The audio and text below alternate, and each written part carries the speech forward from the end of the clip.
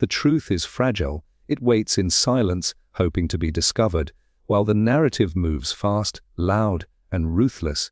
And in our age of instant content and infinite noise, no one waits for the truth. They believe what they see. They follow what they feel. They share what strikes first. Machiavelli understood this long before Twitter, TikTok, and viral headlines. He wrote not for idealists, but for those who wish to rule. And in his world, as in ours, the truth is powerless unless it wears the right mask.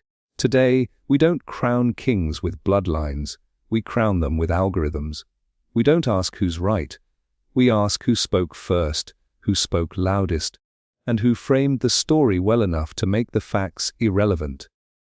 Everyone sees what you appear to be. Few experience what you truly are. That wasn't a warning. It was a weapon. In this world, perception isn't just power, it's survival. And if you don't control your own narrative, someone else will, and theirs will win. So today, we uncover why Machiavelli was right, why truth doesn't win, but narrative does, and how this single idea still governs politics, media, business, and your own personal life, whether you realize it or not. Let's begin. In a world overflowing with information, what rises to the top isn't truth, it's perception. And in this age of virality, Machiavelli's insight has never been more chilling or more accurate. He wrote, "Everyone sees what you appear to be, few experience what you really are." That wasn't poetry, it was a power law. Machiavelli understood the brutal nature of public life. To the people, a leader's actions mattered less than how those actions appeared. Appear kind, even if you're cruel. Look stable, even if you're breaking. Smile while you strike. This wasn't deceit for its own sake, it was strategy, because people judge what they see, not what is. Fast forward 500 years, and Machiavelli would feel more at home than ever. Today, we live in a digital court of perception. Likes, shares, thumbnails, and headlines are the new royal attire. Every person is a brand. Every opinion is a performance. Every truth is filtered through the lens of appearance. Consider this: two people speak on the same topic. One delivers facts quietly. The other wraps half-truths in passion, production, and emotional language. Which one goes viral? Which one is believed? We already know the answer. On TikTok, Instagram, YouTube, truth has no edge unless it's edited, stylized, and weaponized for engagement. In politics, candidates win not by being right, but by controlling the stage and looking confident doing it. In business, products sell not because they're better, but because they're better presented. Machiavelli would call this managing appearances. He would not blame you for shaping your image, he would blame you for leaving it to chance. And let's be honest, most people don't want truth. They want stories that confirm their fears, fuel their outrage, or flatter their ego. They want someone to lead the narrative, even if the substance beneath it is shaky. In a Machiavellian world, and we live in one, the surface wins, and the surface, once shared enough, becomes reality. We say, don't judge a book by its cover. But today we swipe past anything with a bad cover. Regardless of what's inside, we say, facts matter, but facts don't trend, emotion does. We say, truth will prevail, but that only happens after damage is already done by perception. This isn't cynicism. This is the battlefield. To thrive in today's world, you don't just need value, you need to frame it first, frame it well, and frame it often. That's not vanity. That's power. So what would Machiavelli say to you in 2025? He'd say, craft your image like a weapon. Let no one define you before you define yourself. In the eyes of the crowd, what you appear to be is all you are. And that, in the age of virality, is more than strategy, it's survival. In today's fast-moving digital battlefield, speed beats accuracy, and the first voice often becomes the only one that matters. This is not just an algorithmic phenomenon. It's a Machiavellian reality. Centuries ago, Machiavelli made an observation that still echoes through today's platforms: campaigns, and content wars. A wise man does at once what a fool does at last. In modern terms, don't wait, strike first, and control the frame. Because here's the truth: facts don't live in a vacuum, they live inside stories, and stories have a structure, a beginning, a villain, a victim, a narrative arc, and whoever speaks first often decides all of that. Whether it's a political scandal, a celebrity controversy, a brand failure, or a viral conflict between influencers, the side that tells the story first gains massive psychological ground. Why? Because the human mind latches onto the first explanation it hears and subconsciously filters all future information through that lens. Psychologists call this anchoring bias. Machiavelli would simply call it power. Let's put this into modern perspective. Someone makes an accusation online. The first tweet blows up. It's emotional. It's loud. It goes viral. By the time the truth arrives, maybe hours, maybe days later, the damage is already done. The first version of the story framed the event, cast the roles, and captured the public's attention. The second version, it's an afterthought, no matter how accurate. This is the war of narratives, and it's not fought with swords. It's fought with timing, tone, and tactical release. Machiavelli knew that politics was never just about actions. It was about explanations. A prince who acts without shaping the story is vulnerable, but a prince who moves quickly, who defines the action before others interpret it, owns the field. Today, corporations hire crisis managers, influencers rush to get ahead of the backlash, and politicians issue preemptive statements, all to control the first wave of perception. Because they understand what Machiavelli understood: if you don't speak first, your enemies will. And once they have, your truth becomes defense, not dominance. But this doesn't mean speaking recklessly or without substance. It means understanding that framing is power, and that silence in a viral age is not neutrality, it's surrender. Take note of how headlines are crafted in the digital world. X destrawaes won't trh about zoo, everything you were lied to about. These headlines aren't about precision, they're about positioning. The story isn't built on truth, it's built on tone, timing, and repetition. Machiavelli would advise, do not wait to be understood, ensure you are believed first. And in doing so, you shape the battlefield, because most people will never investigate beyond the first impression. This is not just relevant to politics or media. It's true in job interviews, first dates, product launches, and personal conflicts. The first impression sets the frame. The frame becomes belief. And belief, over time, hardens into a version of truth that may never be undone. So whether you're protecting your reputation, launching a message, or simply navigating public life, remember, in a world where everyone is shouting, the first clear voice becomes the story. And once the story is set, facts have to fight to survive inside it. In a perfect world, truth would speak for itself, but this isn't that world. Truth is often nuanced, slow, complex, and boring. It requires effort to understand, context to interpret, and patience to accept. Narrative, on the other hand, is bold, emotional, fast, and loud, and that's exactly why it wins. Machiavelli understood this. He warned rulers not to waste time chasing truth when perception holds more weight. He didn't see the world through the lens of ideals. He saw it through human nature: emotional, tribal, reactive. And today, we don't just see that reality, we scroll through it. Let's be honest, in the world of algorithms, speed and simplicity outperform depth and accuracy every time. A 1-minute video that feels right will outperform a 30-minute documentary that is right. An emotionally charged tweet gets 100,000 shares. A fact-check correcting it gets 500 2 days later. Why? Because the human brain is wired for story, not statistics. We respond to drama, not data, to clarity, not complexity, to confidence, not caution. This is why narrative wins. It doesn't need to be accurate, it needs to be convincing. Machiavelli would not be surprised to see influencers shaping public opinion more than journalists.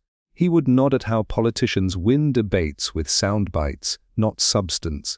And he would absolutely understand how a well-edited YouTube video can dismantle a reputation in minutes, while the truth limps behind with 0 views. In Chapter XV of The Prince, Machiavelli wrote, "It is necessary to be a great pretender and dissembler, not to lie without purpose, but to understand that in the eyes of the public, appearance is truth, and in today's world, appearance is narrative, and narrative is engineered for volume, not virtue." Think of how brands launch products. They don't lead with white papers and technical specs. They lead with emotion. This changes everything. Designed for you, think different. Even if the actual difference is minor, the story gets told, and that story shapes market reality. The same is true in politics, social movements, and even personal reputation. We live in an era where the loudest story becomes the dominant one, and even if the truth contradicts it, it's often too quiet, too late, or too boring to matter. This is the paradox. Machiavelli understood truth may be eternal, but people live in the moment, and in that moment, they follow what feels powerful. So what does this mean for you? It means you can no longer rely on being right to win. You need to learn how to shape your truth into a narrative that cuts through noise. Not because you're manipulative, but because if you don't frame your truth, someone else will. And they'll do it louder, faster, and with less concern for accuracy.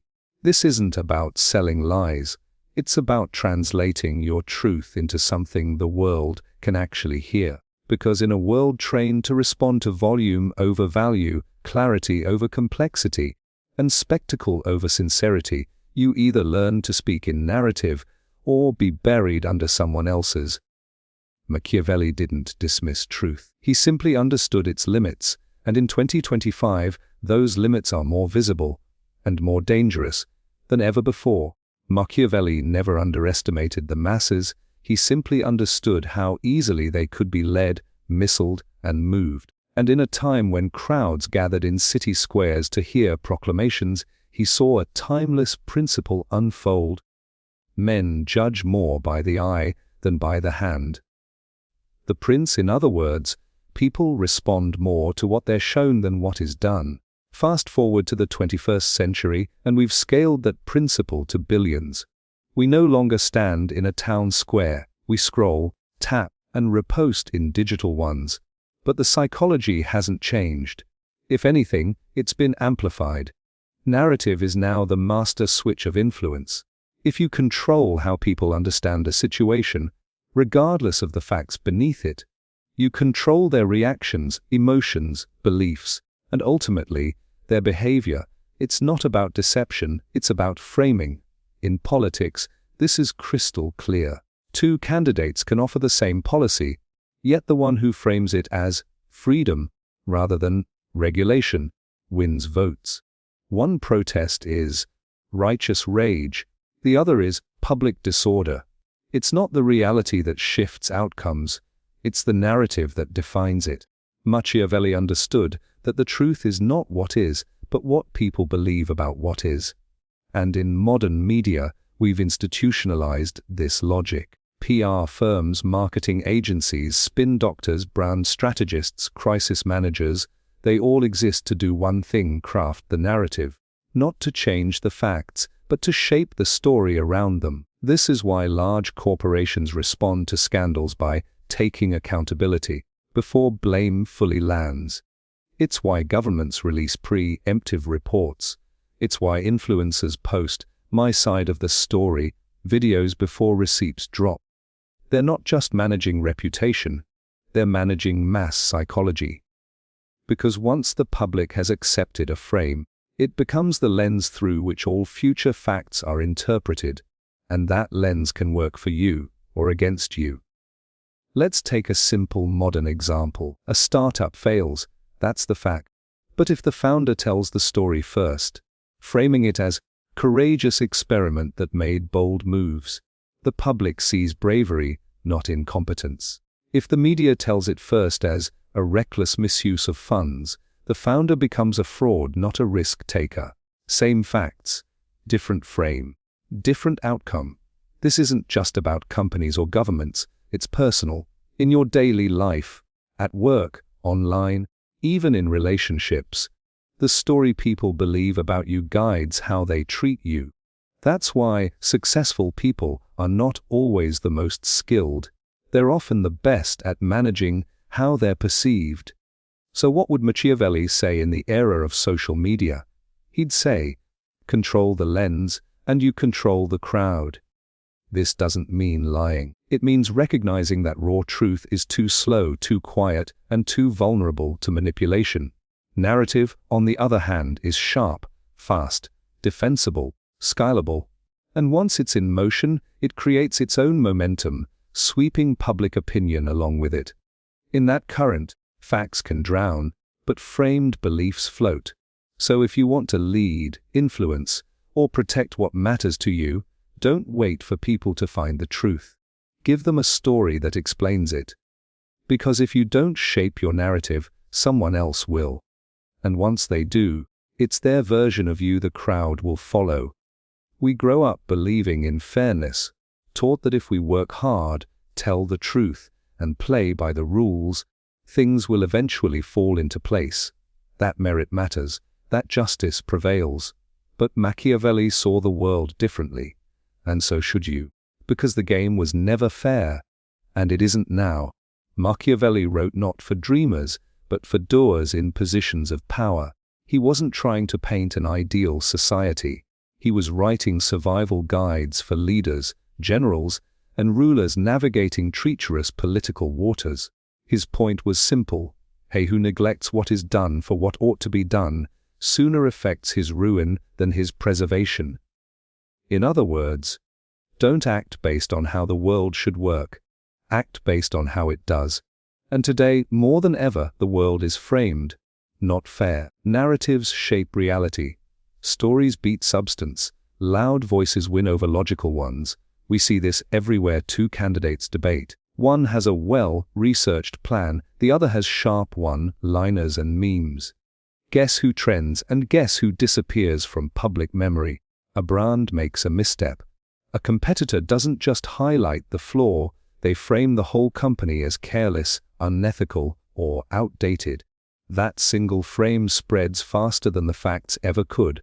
A creator online has talent, depth, insight, but they're quiet, careful, and modest. Another posts confidently, daily, with just enough controversy to catch fire. The second one wins. It's not fair. It's framed. This is the Machiavellian truth most people don't want to admit. Power does not reward virtue, it rewards control. And in the digital age, control means knowing how to frame perception faster, louder, and better than your rivals. Social media platforms, news outlets, and even educational institutions all function within frameworks of attention and influence, not pure objectivity. The algorithm isn't trying to be fair, it's trying to keep people watching. So it promotes conflict, drama, polarity, things that are easily framed and rapidly consumed. And when people engage more with emotion than evidence, it's not the truth that rises, it's the frame that wins. So what do we do with this truth? We stop waiting for fairness to rescue us. We stop hoping that good intentions will be enough, and instead, we master the art of framing, not to deceive, but to protect and project our position before it's defined for us. Machiavelli would never advise you to abandon your values, but he would warn you that values alone don't survive public battles, they need armor. And in today's world, that armor is narrative. The smart creator, the savvy leader, the resilient brand, they don't just do the right thing. They also ask, how will this be perceived? Who will frame this first? How can I get ahead of the reaction, not behind it? Because the battlefield isn't just what you do. It's what people think you did. And that battlefield is not fair, but it is predictable. It rewards those who frame first, who frame clearly, and who do so unapologetically. So no, the game isn't fair. But it is winnable if you know how it's played, and Machiavelli handed us the manual centuries ago. We just have to stop hoping for justice and start mastering the frame. The modern world is not a marketplace of ideas. It is a battlefield of narratives. In this noisy, accelerated environment, truth isn't defeated by lies, it's drowned out by speed, emotion, and repetition. Machiavelli did not glorify manipulation, he revealed its inevitability. He pulled back the curtain to show how power is truly maintained. Not through virtue, but through vision.